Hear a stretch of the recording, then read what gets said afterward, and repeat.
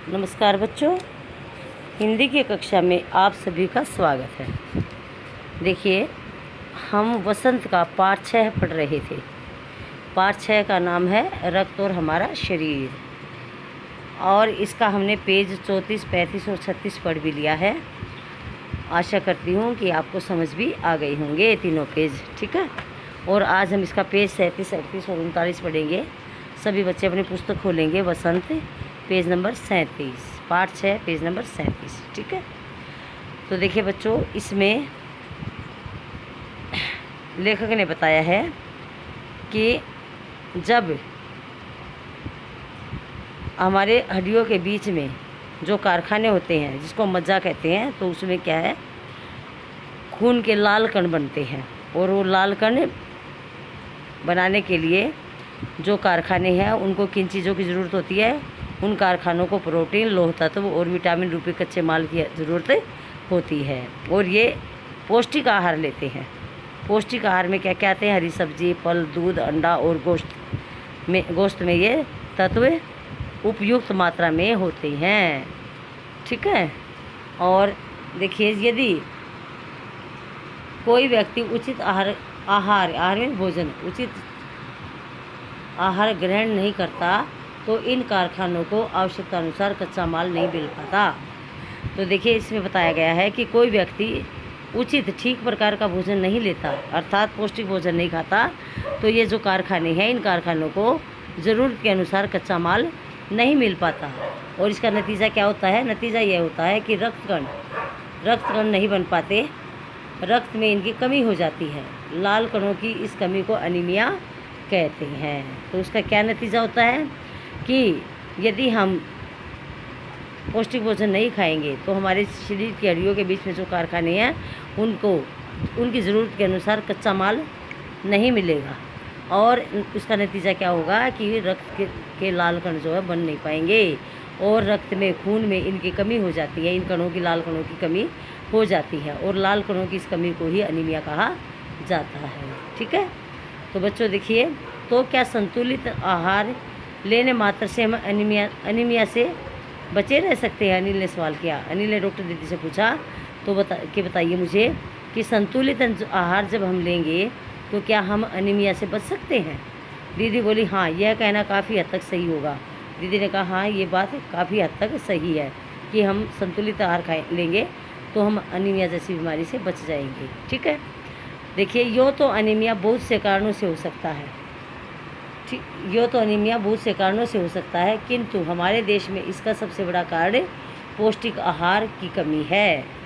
तो डॉक्टर दीदी ने बताया कि ऐसे तो अनीमिया बहुत से कारणों से हो सकता है, लेकिन हमारे देश में तो सबसे बड़ी कमी क्या है, सबसे बड़ा कारण क्या है?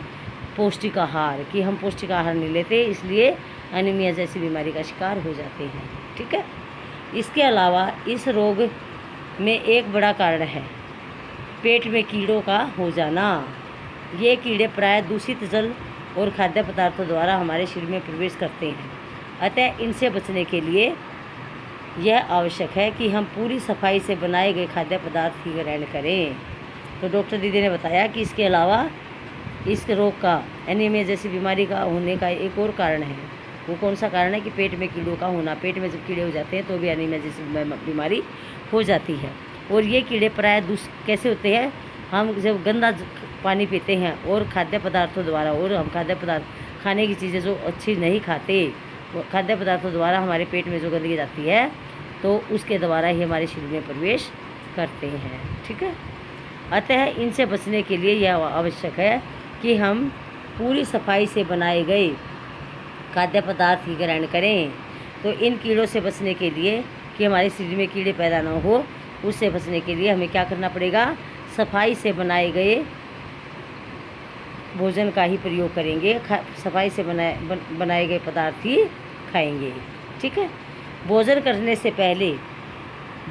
से पूर्व अच्छी तरह से हाथ धो लें और साफ़ पानी ही पिए, ठीक है।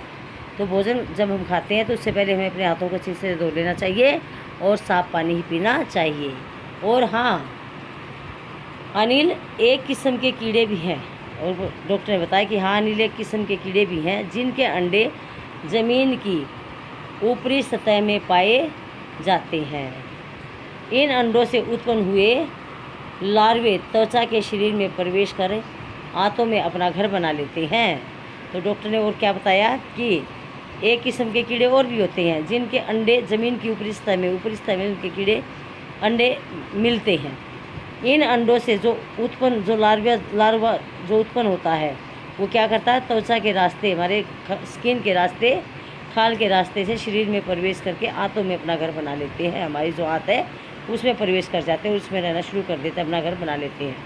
इनसे बचने का सहज सरल आसान इनसे बचने का सरल उपाय है कि शौच के लिए हम शौचालय का ही प्रयोग करें और इधर उधर नंगे पैर न घूमें।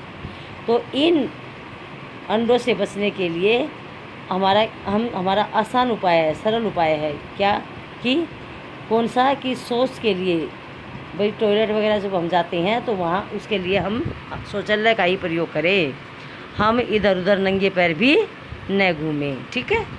तो देखिए दीदी, यह तो बहुत ही महत्वपूर्ण बात बताई आपने। अनिल ने कहा कि दीदी ये तो बहुत ही इम्पोर्टेंट बात मुझे पता चली। वह पल भर सोच में डूबा रहा, थोड़ी देर के लिए तो उसने सोच में डूबा रहा, इस बात के बारे में उसने सोचा। फिर बोला, आपने बताया था कि रक्त में सफ़ेद कण और बिंबाणु यानी कि प्लेटलेट कण भी होते हैं, शरीर में उनका क्या काम है। फिर अनिल ने एक सवाल और पूछा कि अभी आपने बताया था कि शरीर में सफ़ेद कण और बिंबाणु, जिसको हम प्लेटलेट कहते हैं, ये भी होते हैं, तो ये बताइए कि शरीर में उनका क्या काम है, वे शरीर के किस काम आते हैं। ठीक है। पेज नंबर 38 देखिए, दीदी बोली, सफ़ेद कण वास्तव में हमारे शरीर के वीर सिपाही हैं। जब रोगाणु शरीर पर धावा बोलने की कोशिश करते हैं तो सफ़ेद कण उनसे डटकर मुकाबला करते हैं और जहाँ तक संभव हो पाता है रोगाणुओं को भीतर घर नहीं करने देते। बस संक्षेप में यूँ मान लो कि वे बहुत से रोगों से हमारी रक्षा करते हैं। तो दीदी ने बताया कि सफ़ेद कण क्या है, कि सफ़ेद कण वास्तव में हमारे शरीर के वीर सिपाही हैं। सफ़ेद कण शरीर के वीर सिपाही कहे जाते हैं। कैसे? जब रोगाणु शरीर पर धावा बोलते हैं, जब जो है रोगाणु मतलब जो बीमारियां हमारे शरीर पर में आ जाती है, हमारे शरीर पर धावा बोलती हैं, ठीक है, तो उनके लिए सफ़ेद कण क्या करते हैं, सफ़ेद कण उन बीमारियों से डटकर मुकाबला करते हैं, अर्थात उन बीमारियों का हमारे शरीर में नहीं घुसने देते। जितना उनसे संभव हो पाता है रोगाणुओं को भीतर घर नहीं करने देते। ठीक है, उन बीमारियों को अपने शरीर के अंदर प्रवेश करने से रोकते हैं, हमें बीमार होने से बचाते हैं सफ़ेद कण। बस संक्षेप में छोटे में इतना ही मान लो, यही कहना काफ़ी है कि वे बहुत से रोगों से हमारी रक्षा करते हैं। कौन करते हैं? सफ़ेद कण। ठीक है, तो देखिए बच्चों, अब अगला पैराग्राफ देखिए। और बिंबाणुओं का क्या काम है? अनिल पूछता, बिंबाणुओं का क्या काम होता है? चोट लगने पर रक्त जमाव क्रिया में मदद करना। ये डॉक्टर दीदी बताती है। और बिंबाणुओं का काम है कि जब हमें चोट लग जाती है तो जब चोट लगने पर जो खून बहने लगता है तो उस खून बहने से रोकने का काम करते हैं बिंबाणु। ठीक है, अर्थात हमारे शरीर से जो खून बहता है चोट लगने पर उस खून को बहने से रोकते हैं, खून को जमाते हैं। ठीक है, खून जमाने में मदद करते हैं बिंबाणु। और रक्त के तरल भाग प्लाज्मा में एक विशेष किस्म की प्रोटीन होती है। क्या होती है? कि जो रक्त वाहिका की कटी फटी दीवार में मकड़ी के जाले के समान एक जाल बुन देती है। बिंबाणु इस जाले से चिपक जाते हैं और इस तरह दीवार में आई दरार भर जाती है, जिससे रक्त बाहर निकलना बंद हो जाता है। ठीक है, डॉक्टर ने एक बात और बताई, डॉक्टर दीदी ने, कि बिंबाणुओं का काम क्या है कि चोट जब लग जाती है तो हमारे शरीर से जब खून बहने लगता है तो उस रक्त को जमाने का कार्य बिंबाणु करते हैं। और रक्त के तरल भाग प्लाज्मा में, जो हमारा रक्त का जो तरल भाग प्लाज्मा है, उसमें एक विशेष किस्म की प्रोटीन होती है। और वो प्रोटीन क्या करती है? जो रक्त वाहिका की कटी फटी दीवार में मकड़ी के जाले के समान जाला बुन देती है। जहाँ से रक्त बहता है तो उसकी कटी फट, जहाँ से मतलब हमारी जो स्किन कट जाती है ठीक है ना, कटी फटी दीवार, उसको दीवार बोला गया है, दीवार कहा गया है। तो उस कटी फटी दीवार में जिस प्रकार मकड़ी का एक जाला सा होता है, उसी प्रकार जो है ये क्या करते हैं उसमें, तो एक मकड़ी के समान एक जाला सा उसमें बुन देती है। ठीक है, प्रोटीन। बिम्बाणु क्या करते हैं, बिम्बाणु इस जाले से चिपक जाते हैं। ठीक है, उस जाले से वो बिम्बाणु चिपक जाते हैं और इस तरह दीवार में आई जो दरार होती है, उस दरार को वह दरार भर जाती है और जिससे रक्त बाहर निकलना भी बंद हो जाता है। जब हमारी स्किन फट जाती है, उसमें दरार सी आ जाती है, तो उस दरार को भरने का काम कौन करता है? प्लाज्मा में विशेष किस्म की जो प्रोटीन होती है, वह प्रोटीन यह काम करती है, स्किन में आई दरार को भरने का काम करती है और जिससे खून निकलना बंद हो जाता है। ठीक है। फिर अनिल बोला, दीदी लेकिन घाव गहरा हो तो तब तो खून बहता ही चला जाता है। अनिल ने फिर बोला कि जब घाव ज़्यादा गहरा हो तो खून बहता ही चला जाता है। ठीक है। हाँ, फिर डॉक्टर दीदी बताती है, हाँ ऐसे समय में उस व्यक्ति को जल्दी से डॉक्टर के पास ले जाना चाहिए। यदि खून ज़्यादा बह रहा हो और घाव गहरा हो तो उस व्यक्ति को जल्दी से डॉक्टर के पास ले जाना चाहिए। ज़रूरत समझने पर ऐसी स्थिति से निपटने के लिए कुछ टाँके भी लगाने पड़ सकते हैं, किंतु डॉक्टर के पास पहुंचने तक के समय में चोट के स्थान पर कसकर एक साफ कपड़ा बांध देना चाहिए। दबाव पड़ने से रक्त का बहना कम हो जाता है, जो उस व्यक्ति के लिए काफ़ी लाभप्रद सिद्ध हो सकता है।